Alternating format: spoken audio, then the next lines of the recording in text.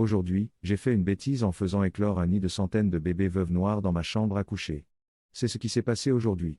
Il y a quelques semaines, ma fille de 5 ans a trouvé une mère veuve noire et son sac d'œufs. Elle voulait les regarder, alors j'ai pris soin de les mettre dans un bocal, de tordre le couvercle et de l'entourer de rubans adhésifs pour faire bonne mesure.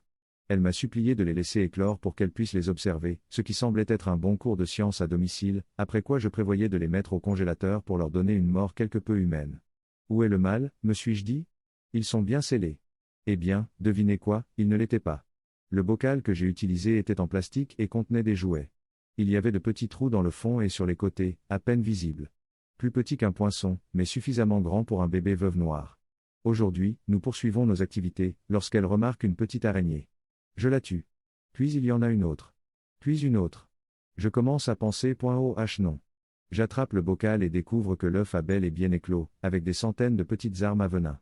Mais je constate avec soulagement que le ruban adhésif est toujours là, il n'y a aucune chance qu'elles aient pu sortir. Jusqu'à ce que je regarde ma main.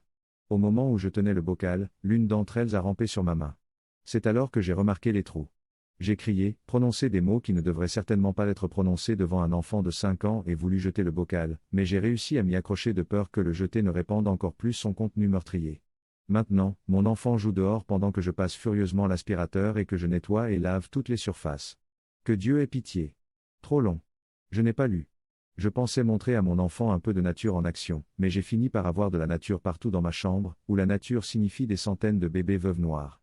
Autre modification, merci beaucoup aux gentilles personnes qui m'ont envoyé de l'argent par Venmo pour l'exterminateur que je vais maintenant faire venir demain. Je vais en faire envoyer l'argent parce que j'ai réussi à arranger les choses, mais merci beaucoup. Les gens me demandent comment j'ai pu être aussi stupide. Je ne sais pas, une mère célibataire qui fait l'école à la maison, épuisée par la corona et qui manque de jugement, j'imagine? Nous avons élevé beaucoup d'autres insectes dans des bocaux sans qu'ils ne s'échappent, alors je pense que j'ai été un peu trop confiante quant à l'impénétrabilité des bocaux. Oui, c'est vrai. Je me suis trompée. Encore plus de modifications, alors que la plupart des gens sont contrariés par le fait que je ne l'ai pas immédiatement tué par le feu et que je l'ai stupidement ramené à l'intérieur, suffisamment de gens sont contrariés par le traitement inhumain que j'ai infligé aux araignées pour que je veuille faire un commentaire à ce sujet.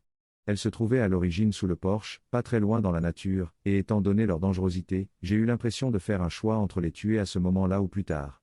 Normalement, je n'ai pas la possibilité de laisser tomber ce que je fais dans la journée pour me rendre au milieu de nulle part, loin des autres humains, afin de relâcher des araignées dangereuses. L'option de l'observation, si je l'avais faite correctement, semblait offrir au moins la possibilité de les voir éclore, ce qui a un impact éducatif sur les jeunes enfants, je pense, plus qu'une autre vidéo YouTube. Je ne torture pas les animaux pour le plaisir, je suis végétarienne et je considère que la vie est sacrée. À part les moustiques et les insectes dangereux, je ne tue rien.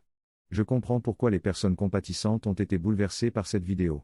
Les araignées sont toujours vivantes, pas congelées, et maintenant, puisqu'elle est ready Internet célèbre, aujourd'hui je vais conduire au milieu de nulle part et libérer la maman araignée pour qu'elle poursuive sa vie d'araignée loin des gens. Si quelqu'un veut suggérer un nom pour elle, allez-y, et elle vivra dans l'infamie détestée et aimée. Dans le véritable esprit d'Internet, je suis sûr que cela va déplaire à tout le monde, aux gens qui sont contrariés que j'ai fait cela en premier lieu et qui vont exterminer les araignées intérieures maintenant, et au nombre substantiel de gens qui veulent que je les tue par le feu et qui vont penser que c'est de la folie de relâcher la mer. Désolé pour ça.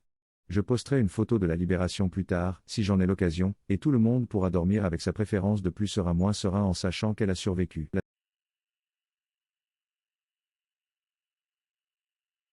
Aujourd'hui, j'ai fait une erreur en expliquant à mes étudiants adultes ce que sont les contraceptifs dans une université chrétienne conservatrice. Je suis étudiante diplômée et je donne des cours d'anglais aux étudiants de première année dans une université chrétienne conservatrice. À la fin du semestre, mes étudiants doivent présenter un diaporama proposant un changement qui, selon eux, rendrait le monde meilleur. L'un de mes étudiants, Steve, m'a demandé s'il pouvait présenter son diaporama sur l'éducation sexuelle sans risque rendu obligatoire dans tous les lycées publics. Moi qui n'étais même pas sûr d'avoir le droit d'approuver un sujet en faveur de la fornication rampante et incontrôlée parmi les jeunes Américains, j'ai fini par lui dire de se lancer, tout en l'avertissant qu'il devrait faire très attention à ce qu'il mettrait dans son diaporama, compte tenu de son sujet. Le jour de la présentation de Steven arrive. Il se dirige vers l'avant et commence son diaporama, intitulé Les arguments en faveur des contraceptifs. C'est génial. Il raconte l'histoire des abeilles qui, si elles veulent obtenir le doux nectar des fleurs sans répandre leur pollen, doivent apprendre à porter de petits chaussons sur leurs pieds. J'ai ri tout au long de l'histoire, puis je me suis tourné vers la classe pour discuter de l'efficacité de la présentation. Mais plusieurs élèves avaient des expressions vides. Finalement, l'un d'entre eux, Goubet cet élève et son surnom sont de l'or pur, mais c'est une autre histoire, a levé la main et a dit, Miholt, qu'est-ce qu'un contraceptif? J'ai commencé à sourire, mais je me suis arrêté lorsque j'ai réalisé qu'il était sérieux. J'ai fait une pause et je me suis souvenu de ma vie avant l'université, ballotté dans une bulle entre l'école à la maison, l'église et le groupe de jeunes. Nous avons eu une brève discussion sur les contraceptifs à ce moment-là. Le lendemain, mon comportement en classe ayant été examiné, on m'a prévenu que j'étais en probation officieuse. Dans cette université, tout le monde s'inscrit en tant qu'employé à volonté, ce qui signifie que nous pouvons être renvoyés à tout moment pour n'importe quelle raison. Les noms ont été modifiés pour protéger les coupables. Trop long. Je n'ai pas lu, j'ai failli perdre mon emploi dans une université chrétienne conservatrice après avoir expliqué ce que sont les contraceptifs à quelques-uns de mes étudiants désorientés. Beaucoup de gens se demandent pourquoi j'ai choisi de travailler dans une telle institution. Je me poserai la même question jusqu'à ce que j'obtienne mon diplôme et que je parte. Mais en attendant, j'aime mes étudiants et je continuerai à essayer de leur ouvrir le cerveau comme on l'a fait pour mon cerveau de chrétienne scolarisée à la maison lorsque je suis allé à l'université pour la première fois.